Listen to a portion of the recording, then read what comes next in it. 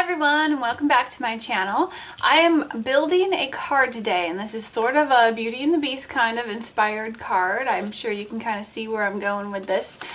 This vellum is a stamp by Brutus Monroe. It's a background stamp. So here's the package that it comes in, those papers that it stuck to.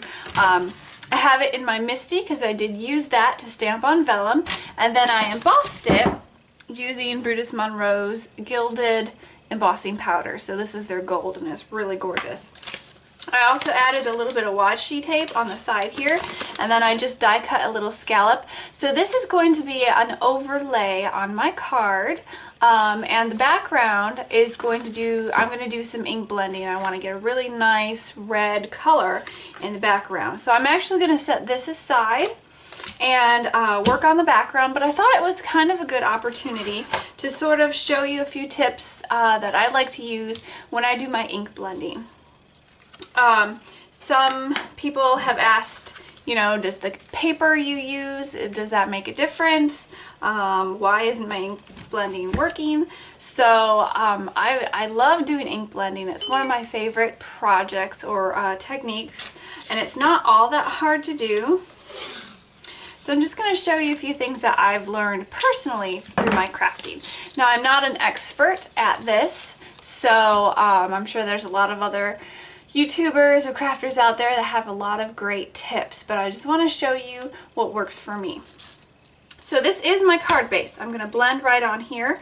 So I want to tape this part off so that I won't get any ink on the back side of my card. So I like to use some of this painter's tape, and I just take a lot of the sticky off by my fingers. I like to rub it on my sleeve, get some lint on there.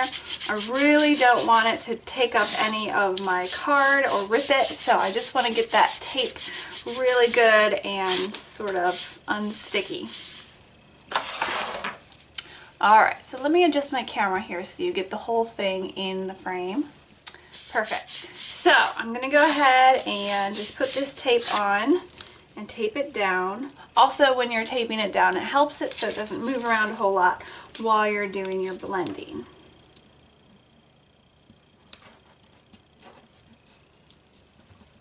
Now, I do like to use these mini ink blending tools. I just find them very easy to handle.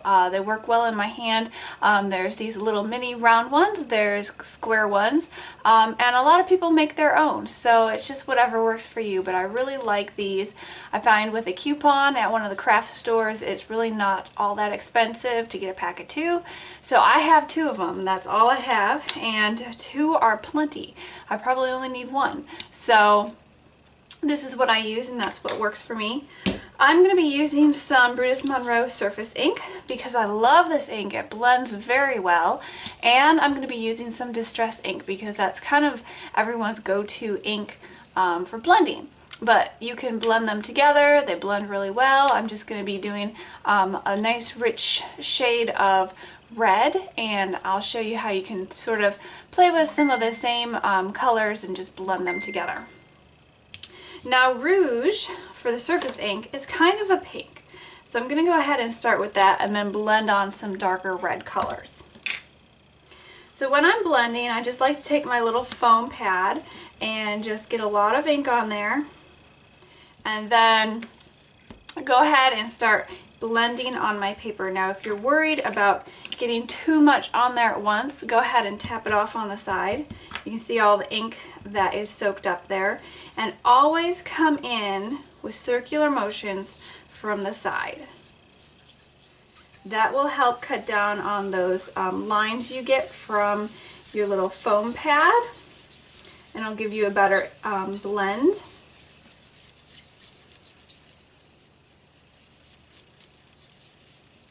So you can see I'm just blending it on. And one thing that you might want to think about is sort of working with your foam pad, getting it sort of primed because these new ones don't work as well as ones that you have been using quite often, because this one has a lot of ink in it. I've been using it, so it's gotten kind of worn down.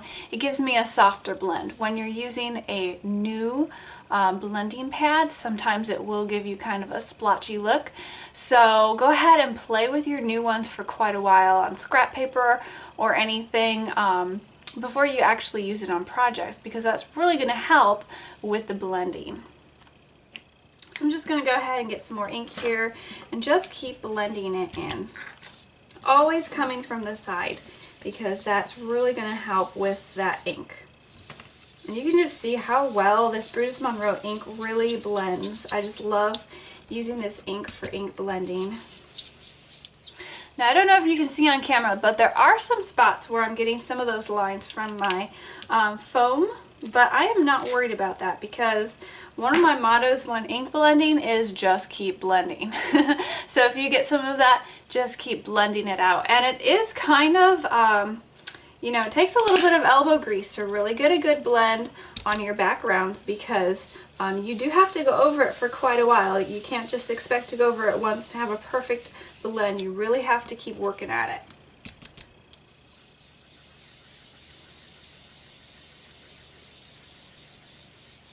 So I'm taking some of this Candied Apple Distress ink, and you can see how it works well with that surface ink. It's really blending in there well. This is a really bright red color, and so blending it with this pink gives me like a pinky red sort of, which I'm going for more of a deep red, but you can see how blending over the top of different colors really gets you a good blend. Now, when I'm mixing colors, I do like to start with a lighter color and then add in my darker colors, because you can always go darker, but it's harder to go lighter. So I always start with my lighter colors and then blend in my darker ones. And again, this color that I'm using, this Candied Apple, I have used this quite a bit, so my foam pad is quite saturated and really kind of broken in, so it's working pretty good. And if you're new to ink blending, I just encourage you to just keep trying, just keep working at it. Take scrap paper and just go to town on it and break in those foam pads. Play around with different colors and combinations. It's really a fun technique, and it's really easy once you kind of get the hang of it.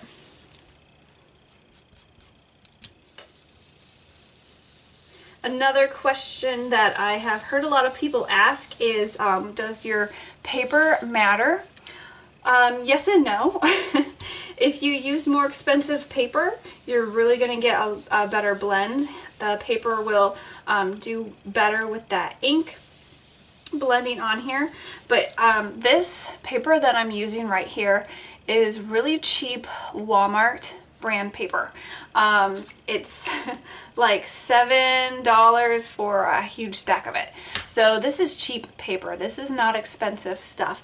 I know a lot of us crafters, I mean, we'd love to have the great quality stuff, but we don't have the budget for it. And sometimes I don't think it's terribly necessary to have the best quality of everything. It depends on what you're doing. If you're selling cards, maybe you do want to invest in that better quality.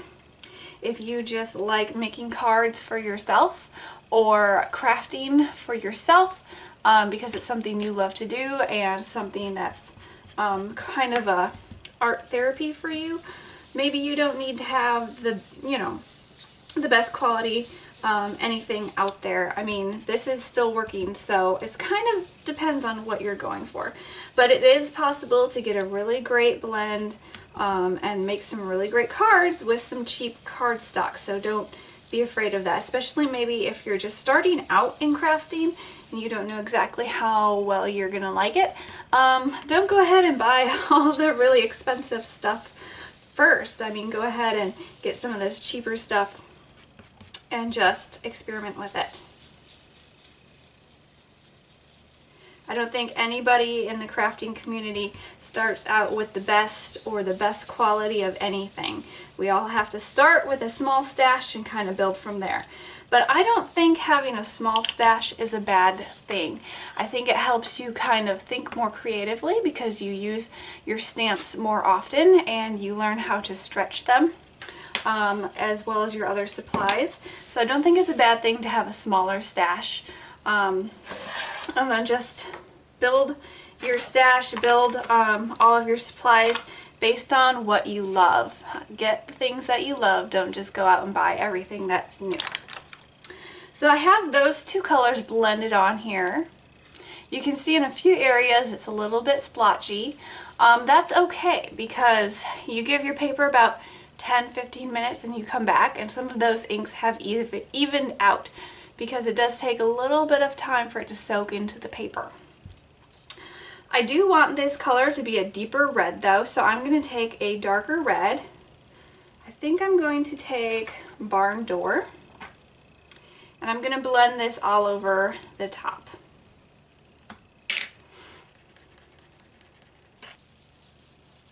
Alright, so I have this Barn Door blended all over the top. It went quicker because once your paper starts getting saturated with that ink, it blends a lot more easily. So sometimes when you might be getting frustrated about seeing those lines from your blending tool, just add more ink because the more you blend it out, the less you're going to see that and you're going to get a smoother look. So really, it does take some time to get a good blend. Take some elbow grease, but just keep blending and it will really come together. So I'm liking this look, but I do want to make the edges a little bit darker. So I'm just going to go around the edges with some of this aged mahogany. And this is kind of the darkest red from the Distress inks. And I love this color as well. You can see my ink, my foam blender is quite it's quite broken in because I've used this a lot. I love making these really rich red backgrounds. So I'm just going around the edges with this. Really want them edges to have a nice little darkness to them. Always coming in from the sides, using that circular motion. And I'm not pushing terribly hard. I'm not doing a whole lot of pressure. I am pushing a little bit, but you don't have to do a whole lot of pressure when you're ink blending. And like I said, if you just keep playing around with your ink blending tools and cardstock and different things when you're first learning blending techniques, you're going to get a good hang of it. So I like this background. I think it's turned out really well. It's pretty smooth. I've done a lot of blending of different colors and really blended it out. I'm going to peel this up very carefully. Now when you're peeling off any masking tape or anything, just really try to go back on itself as much as possible so that doesn't happen, and do it slowly. There we go. And there is a nice blended background. So hopefully those tips gave you a good idea of blending. Just play around with your blending tool. Just keep blending, breaking your foam pads so that they're a little bit worn down because that gives you a softer blend. Put a lot of different colors together. And it's up to you if you want to use really good quality expensive cardstock or if you want to use the cheaper stuff. Like I said, this is the cheaper stuff and it still works. So it's really up to you. So now that I have all of this red on my background, I'm going to take this little piece that I already created here and I'm going to put it over the top. I'm just going to lay it over the top just like this. So you're going to have that red peeking through the background. Now when I'm adhering down some vellum, I like to take my Tombow liquid glue, just put some little dots right behind where I embossed. So that glue is going to be hidden behind that design. And put a lot here on the side so it's going to stay. So I'm just going to work and put some of these little dots all over behind this design. Okay, so I have glue all over my design here, trying to hide it behind that design on my background. I'm going to try to line it up here and stick it down before that glue dries. And there we have a really gorgeous card base with that blended background and your embossed vellum overlay.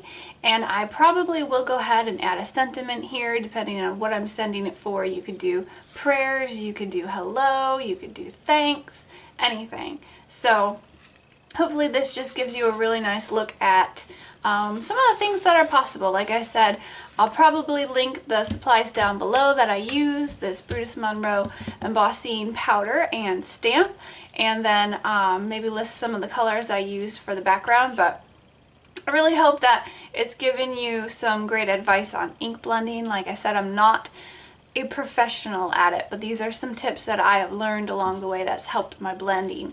So if you have any more tips to add, go ahead and add them below, or share something that you've learned about ink blending that might help somebody else, or questions or comments. I'd love to answer them. But I hope you liked this video, and I'll catch you next time. Bye.